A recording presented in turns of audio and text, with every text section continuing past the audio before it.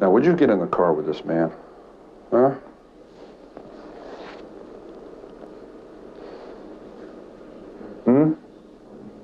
Imagínate esto.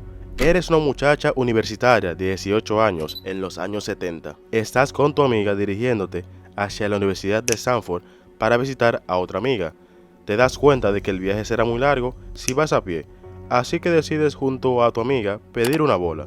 Después de varios intentos, un carro amarillo se para frente a ustedes. Dentro del vehículo hay un hombre de cabello castaño con un rostro de facciones definidas y una mirada profunda y amistosa. Lleva unos lentes de montura gruesa y una sonrisa que transmite seguridad. Con voz suave y educada, les pregunta a dónde se dirigen. Le explicas que están en camino a la Universidad de Stanford. El hombre, con una amabilidad sorprendente, les dice que por suerte, Stanford está en su ruta y que puede llevarlas. Sientes un alivio inmediato y te llenas de alegría. Te subes al auto con tu amiga sin dudarlo, convencida de que el hombre es inofensivo. Habla de manera articulada y educada y además estás acompañada. ¿Qué podría mal ir sal? El 7 de mayo de 1972, Marianne Pesch y Anita Luchesa, dos estudiantes de la Universidad Estatal de Fresno, desaparecieron sin dejar rastro en el área de la bahía cerca de Berkeley. Marianne y Anita eran compañeras de cuarto y habían sido vistas por última vez pidiendo una bola para dirigirse a la Universidad de Stanford, después de visitar a unos amigos en Berkeley. Cuando no llegaron a su destino, las familias de Marianne y Anita, profundamente preocupadas, contactaron a la policía para denunciar las desapariciones. Sin embargo, en aquella época, las fugas de jóvenes eran bastante comunes, y sin pistas claras sobre el paradero de estas muchachas, las autoridades tenían pocas opciones para actuar. Pero el 15 de agosto de ese mismo año, se hizo un descubrimiento aterrador. Se encontraron los restos de una cabeza femenina en una zona montañosa y se identificaron como los de Marianne Pesch. Aunque no se encontraron otros restos, se supuso que ambas muchachas habían sido víctimas del mismo crimen. El 14 de septiembre de ese mismo año, Ai Coco, una chica de 15 años, desapareció sin dejar rastro mientras se dirigía a su clase de baile. Al igual que en los casos anteriores, la policía inicialmente pensó que se trataba de una fuga y no se vinculó esa desaparición con las otras dos. Sin embargo, a finales de 1972 y principios de 1973, una serie de asesinatos en los alrededores de Santa Cruz comenzó a atraer la atención del público y a sembrar el terror en la comunidad. Durante ese periodo de 4 meses, otra joven de 18 años desapareció mientras se dirigía a sus clases de baile en Cabrillo Community College. Estaba haciendo autostop y había parado en casa de una amiga. Fue vista por última vez consiguiendo transporte y luego simplemente desapareció. Menos de 2 días después, se encontraron brazos y piernas desmembrados en un acantilado con vista al Océano Pacífico. La parte superior del torso apareció más tarde en la orilla y fue identificada mediante radiografías de pulmón como la de Cindy Skoll. Finalmente se halló la parte inferior del torso y un surfista también encontró su mano izquierda que permitió su identificación mediante huellas dactilares, aunque la cabeza y la mano derecha seguían desaparecidas. El 25 de enero de 1973, el horror continuó cuando 2 familias locales fueron asesinadas a tiros en sus casas. El pánico se apoderó de la zona de Santa Cruz. Poco después, 4 jóvenes que estaban acampando recibieron disparos a quemarropa en la cabeza. El 5 de febrero, 2 chicas que hacían autostop, Rosalind Thorpe y Ashley Liu, desaparecieron sin dejar rastro.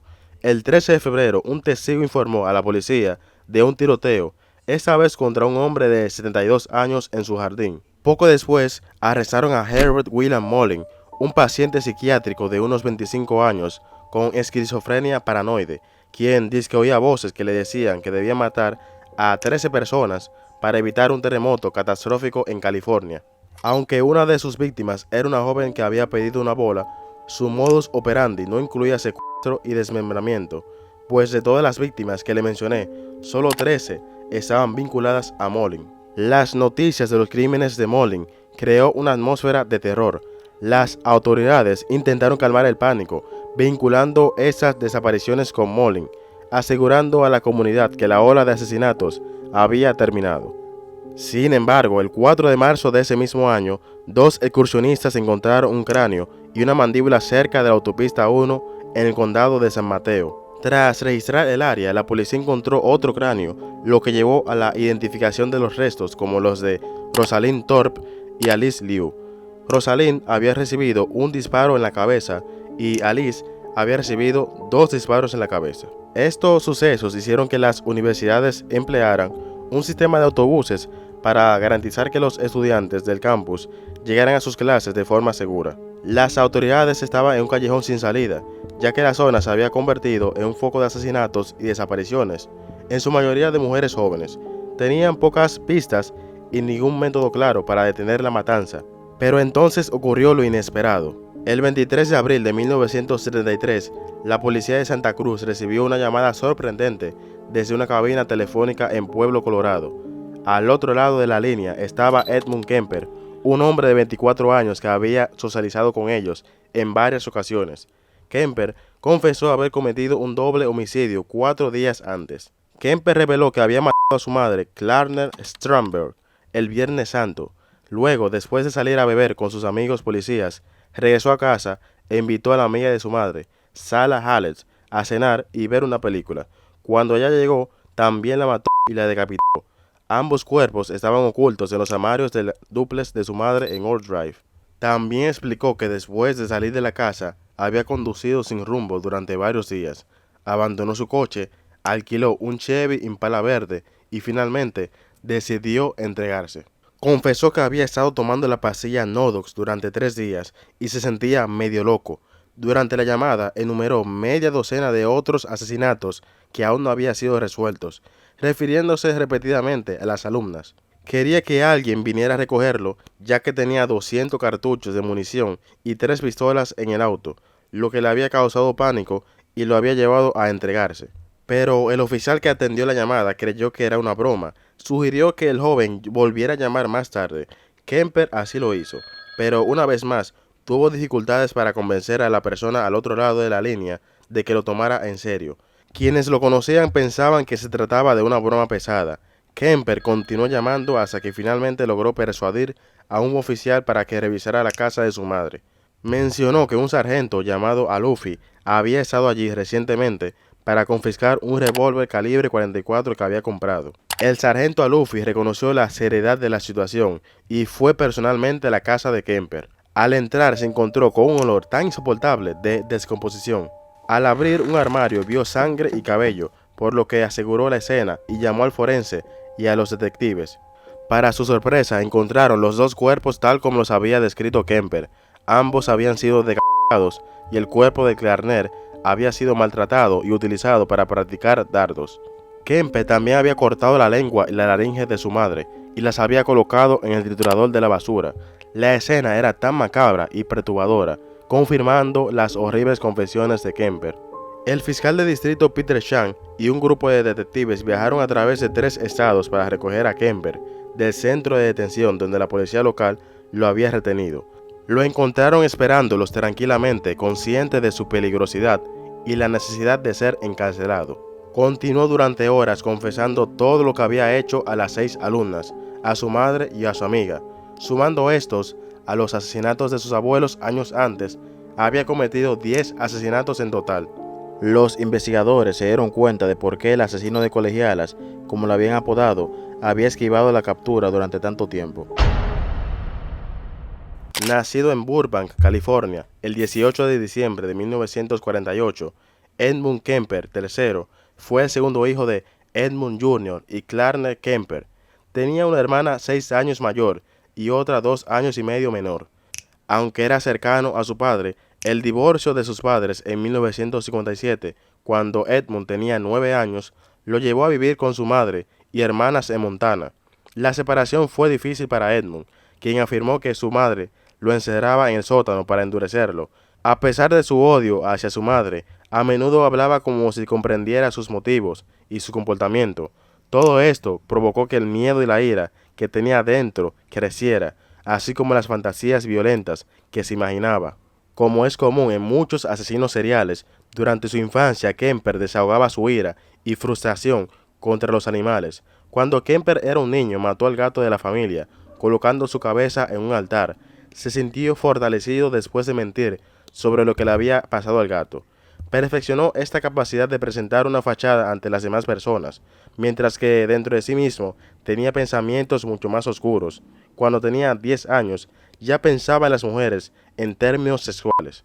Solía cortar las cabezas a las muñecas de sus hermanas. Viendo estos comportamientos tan extraños, su madre lo relegó al sótano para mantenerlo alejado de las niñas, porque no confiaba en él. Cuando tenía 13 años, Kemper escapó de la casa para ir a vivir con su padre, creyendo que sería una vida mejor. Sin embargo, al llegar, descubrió que su padre se había vuelto a casar y tenía otro hijo. No recibió la acogida que esperaba, y después de un tiempo, su padre lo envió de regreso a Montana. Clarner, su madre, tampoco estaba dispuesta a tenerlo, ya que estaba planeando casarse con su tercer marido y consideraba que el adolescente era un problema para ella. Su solución fue enviar a Kemper al rancho de sus abuelos paternos en California, Maud Hughie Kemper y Edmund Emil Kemper. Bueno, vamos a ver cómo va a terminar esto. Kemper llegó al rancho de sus abuelos durante las vacaciones de Navidad de 1963 y permaneció allí por el resto del año de 1964. No estaba contento con eso, ya medía 1,84 m y era socialmente incómodo. Se sintió frustrado y enojado, pues a Kemper no le gustaba cómo lo trataba su madre y su abuela era igual de mala. Siempre lo estaban empujando y diciéndole qué hacer. Según sus propias palabras, tenía fantasías de matarlas y mutilarlas. Y no solo a ellas. Cuando era niño, deseaba que todos los demás en el mundo murieran y se imaginaba matando a muchos de ellos él mismo, por lo que era una bomba de tiempo andante. El 27 de agosto de 1964, Edmund Kemper, de 15 años, se encontraba discutiendo en la cocina con su abuela. Por aquel entonces, Kemper había desplazado su ira de su madre hacia su abuela, por lo que no hizo mucha falta para que reaccionara. Enfurecido, Kemper agarró un rifle y cuando ella le advirtió que no disparara a los pájaros, él se giró y le disparó a ella. A partir de aquí, Kemper expresaría su frustración a las mujeres, pero luego tuvo que hacer algo para ocultárselo a su abuelo. Era un niño grande para su edad, así que no tuvo muchas dificultades para arrastrar el cadáver de su abuela al dormitorio. Pero entonces llegó su abuelo. El hombre tenía 72 años y fue el que le había regalado al niño el rifle calibre 22 la Navidad anterior. ¡Qué ironía! El joven Edmund escuchó su coche afuera, se acercó a la ventana y tomó la decisión de terminar el trabajo que había comenzado. Sin saber más qué hacer, llamó a su madre en Montana y le contó lo que había hecho. Esta lo instó a llamar a la policía. Y así lo hizo.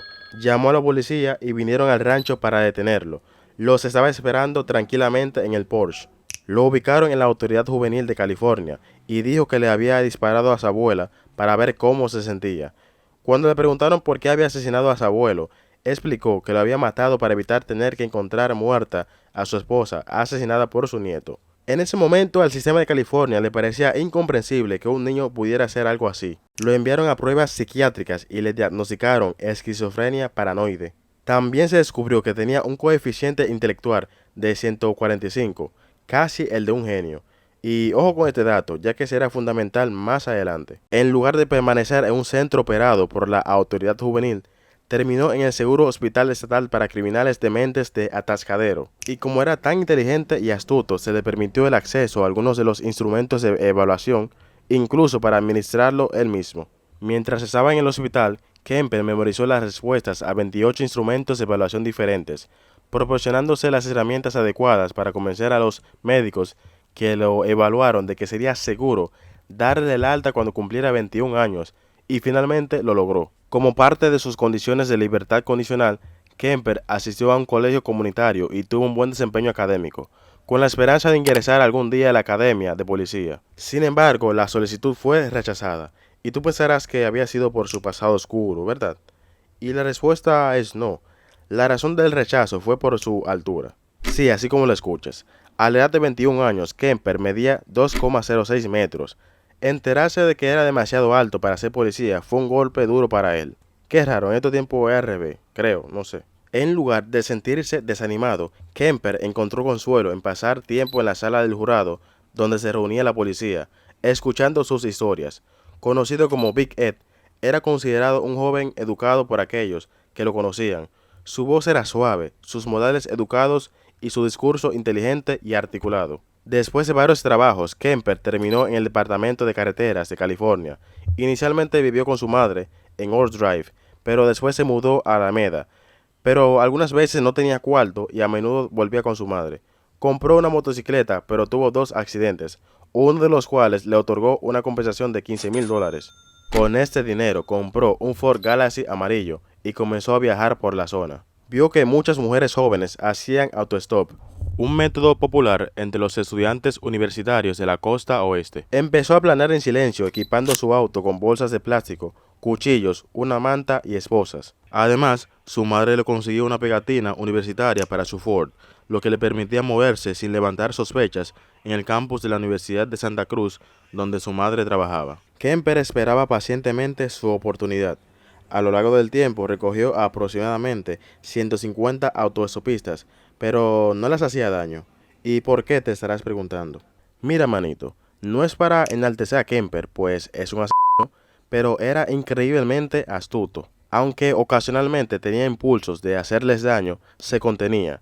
Utilizaba estos encuentros para memorizar rutas y perfeccionar su plan. Finalmente, Kemper sintió el urgente impulso interior y actuó. Su primera, o más bien sus primeras víctimas fueron Marianne Pesch y Anita Luchesa, el 7 de mayo de 1972. Ambas hacían autostop desde Fresno State College para encontrarse con amigos de la Universidad de Stanford. Kemper obligó a Pesch a sentarse en el asiento trasero y a Luchesa en el maletero del coche. Intentó asfixiar a Pesch y apuñalarla. La hoja del cuchillo golpeó su columna vertebral y no quiso entrar, pero ella luchó ferozmente. Finalmente la mató cortándole el cuello. Luego abrió el maletero donde estaba Luchesa y también la mató. Ahora tenía dos cadáveres para él solo. Y una curiosa anécdota de esto es que según Kemper, mientras esposaba a Pesch, rozó el dorso de su mano contra uno de sus senos, y esto la avergonzó, disculpándose después por el incidente, aunque minutos después la asesinó. En Alameda, su compañero de cuarto no estaba allí, por lo que sabía que podría hacer sus cosas ahí sin que lo molestaran. Los envolvió en mantas, los metió en el maletero de su coche y se dirigió a su apartamento. Los llevó a su dormitorio donde los fotografió. A medida que les quitaba partes, tomaba más fotografías y se detenía de vez en cuando para saborear los momentos eróticos de poseerlos tan completamente. Dijo que también realizó actos sexuales con las partes amputadas. Ojo que esto es lo que dijo textualmente Kemper en varias entrevistas, no fui yo, para que no vengan a hablar disparate en los comentarios. Colocó las partes de Pesch en una bolsa y las dejó en una tumba poco profunda en las montañas, asegurándose de recortar el lugar para visitas posteriores. Usó su cabeza para tener sexo antes de arrojarla en un barranco junto con la cabeza de Luchesa. Luego volvió a caer en su hábito de ligar chicas y llevarlas sanas y salvas a sus destinos. Incluso hablaba con ellas sobre el hombre que estaba matando a mujeres autoestopistas, mientras evaluaba a cada una de ellas como una víctima potencial. Continuó con esta actividad hasta el 14 de septiembre de 1972. Ese fue el día que recogió a Ai Coco, quien había dejado de esperar el autobús y había hecho autostop. Esta chica parecía perfecta para su próxima y sombría aventura. Le sorprendió que ella solo tuviera 15 años, pero decidió llevar a cabo su plan. Kemper sacó su arma para mostrarle que la tenía. Ai Coco quedó paralizada ante tal situación. Luego Kemper dejó su arma en el auto y salió de él, pero no pudo volver a entrar por un momento ya que tenía seguro. Quién sabe si fue por el pánico y el miedo, pero Ai Coco dejó entrar nuevamente a Kemper a pesar de que el arma estaba dentro del auto. De regreso al interior del auto, Kemper procedió a estrangularla hasta dejarla inconsciente, violarla y matarla. Lo más irónico de esto es que el día después de desvivir a Ai Coco, Kemper se presentó ante un panel de psiquiatras como requisito para obtener la libertad condicional. Le había ido bien en la escuela, había intentado encontrar un trabajo y hasta donde todos sabían, no se había metido en problemas. Sabía lo que querían oír y realizó una actuación digno de un Oscar. El primer médico habló con él durante un rato y le indicó que no había ningún motivo para considerar a Kemper como un peligro para nadie. El segundo utilizó las palabras normal y seguro, oye eso, para describir a Kemper. Ambos recomendaron cerrar sus antecedentes juveniles como una forma de ayudarlo a convertirse en un mejor ciudadano. Sin embargo, mientras los dos psiquiatras se felicitaban por ser parte de un sistema que había rehabilitado a un asesino, Kemper se deleitaba con su secreto, pues no solo había matado a una chica el día antes del análisis, sino que tenía su cuerpo en el maletero de su coche. Posteriormente fue a un bar cercano a tomar unas copas y luego regresó a su apartamento. Abrió el maletero de su coche, admirando su presa como un cazador. De regreso a su apartamento, tuvo relaciones sexuales con el cadáver. Luego lo descartó y se deshizo de los restos de manera similar a sus dos víctimas anteriores. La madre de Ai Coco llamó a la policía para denunciar la desaparición de su hija y colocó cientos de folletos pidiendo información, pero no recibió ninguna respuesta sobre la ubicación o el estado de su hija. En 1973, Kemper compró una pistola calibre 22 y luego buscó a una bonita autoestopista. La que encontró se llamaba Cindy Skoll, quien aceptó viajar con él el 7 de enero de ese mismo año. Nuevamente condujo hasta un área apartada y le disparó rápidamente. No estaba interesado en la tortura, solo quería un cuerpo que manejar. En ese momento Kemper había vuelto a vivir con su madre y se llevó el cadáver a su casa para desmembrarla en la bañera. La mantuvo durante la noche en su habitación y luego la decapitó, enterrando la cabeza en el patio trasero. Arrojó los restos del cuerpo por un acantilado, pero rápidamente fueron arrastrados a la playa. Aún así sabía que no podían vincularlo con él, pues le había quitado la bala de la cabeza. El 5 de febrero de ese mismo año, tras una terrible discusión con su madre, Kemper volvió a salir a cazar. Fue entonces cuando Rosalind Thorpe y Allison Liu desaparecieron del campus. Recogió a Rosalind primero, y su presencia en el auto aparentemente tranquilizó a Alice, quien subió voluntariamente. Alice se sentó atrás, justo detrás de Rosalind. Kemper bajó un poco la velocidad del auto, sacó su pistola, apuntó hacia Rosalind y apretó el gatillo. Cuando disparó, Rosalind cayó contra la ventana. Alice inmediatamente entró en pánico. Kemper le disparó 2 veces, pero falló en las 2 ocasiones. La golpeó en la sien, volvió a apuntar y disparó, pero ella todavía estaba viva cuando él se acercó a la puerta de la universidad. Al llegar allí, 2 personas estaban en la puerta de seguridad, pero cuando vieron la pegatina universitaria de Kemper, le hicieron señas para que entrara. Las 2 mujeres estaban envueltas en mantas y una de ellas estaba en el asiento del pasajero delantero. Cuando el guardia vio a las chicas, Kemper explicó al guardia que esas chicas estaban borrachas y que estaba tratando de llevarlas de regreso a sus dormitorios. Al parecer, el guardia aceptó la historia y a partir de ahí Kemper concluyó que era casi invisible. Llevó los cuerpos de las muchachas a la casa de su madre y las desmembró y decapitó afuera del auto mientras su madre estaba cerca y los vecinos alrededor. Sobre esto, Kemper mencionó que sabía que un vecino solo tenía que pasar o mirar por su ventana y ver lo que estaba haciendo Kemper para atraparlo, pero nadie lo hizo. A la mañana siguiente depositó las extremidades en el océano y alrededor de las colinas, arrojando las cabezas por separado. Su cuarto episodio de asesinato se había completado con éxito. Después de matar a 6 mujeres jóvenes, Kemper dirigió su ira contra su objetivo final, su madre. Una noche su madre salió con unos amigos y regresó a la casa borracha por el alcohol. Kemper entró en su habitación y según él, ella dijo: "Supongo que quieres hablar ahora". Él le dijo: "No, buenas noches". Esperó a que ella se fuera a la cama y luego regresó a su habitación para golpearla con un martillo y cortarle la garganta con una navaja. Luego Kemper la decapitó y humilló su cadáver. Puso su cabeza en un estante y le gritó durante 1 hora mientras le lanzaba dardos. Y finalmente puso su lengua y laringe en el triturador de basura. Para Kemper esto era justicia, por lo mucho que ella había gritado y se había quejado de él durante tantos años. Luego escondió el cadáver de su madre en un armario y fue a beber en un bar cercano. A su regreso invitó a la mejor amiga de su madre, Sala Taylor Hallett, de 59 años, a la casa para cenar y ver una película. Cuando llegó Hallett, Kemper la estrelló hasta la muerte.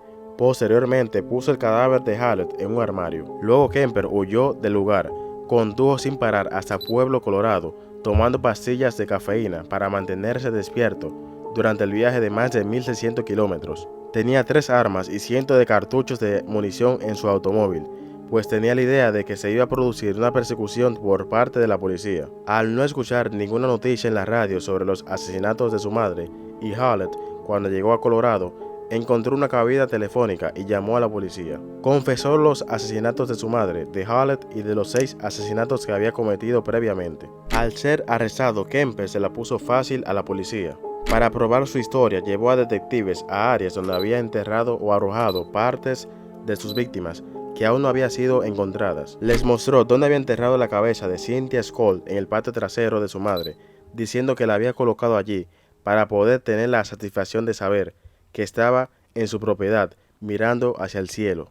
Edmund Kemper fue acusado formalmente de 8 cargos de asesinato en primer grado el 7 de mayo de 1973.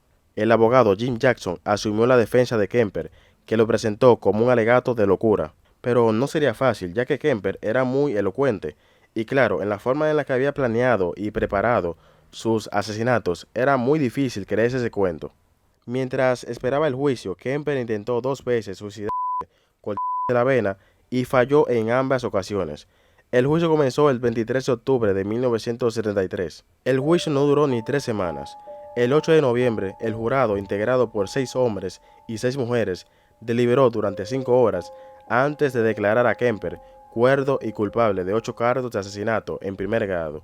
Aunque Kemper esperaba recibir la pena de muerte, fue declarado culpable en un momento en que la Corte Suprema había suspendido por un tiempo la pena capital, con todas las penas de muerte siendo sustituidas en ese periodo por cadena perpetua. La pena de muerte pasó a ser aplicable solo a los delitos cometidos después del 1 de enero de 1974. Así que fue condenado a cadena perpetua, enviado primero a la prisión estatal del Centro Médico de California en Vacaville. En un momento solicitó psicocirugía, que consiste en insertar una sonda en su cerebro para matar tejido cerebral y potencialmente curarlo de su agresión sexual compulsiva. Su solicitud fue denegada posiblemente porque las autoridades temían que luego pudiera solicitar su liberación. En prisión se convirtió en un recluso modelo, se convirtió al cristianismo, se dice que es cooperativo y amable y le gusta olvidar su pasado. Durante su estancia en prisión dio varias entrevistas mostrando su lado elocuente e intelectual, las cuales han contribuido a la comprensión de la mente de los asesinos en serie. Hoy en día Kemper tiene 75 años y se encuentra cumpliendo condena en la California Medical Facility. Now, would you get in the car with this man? Huh?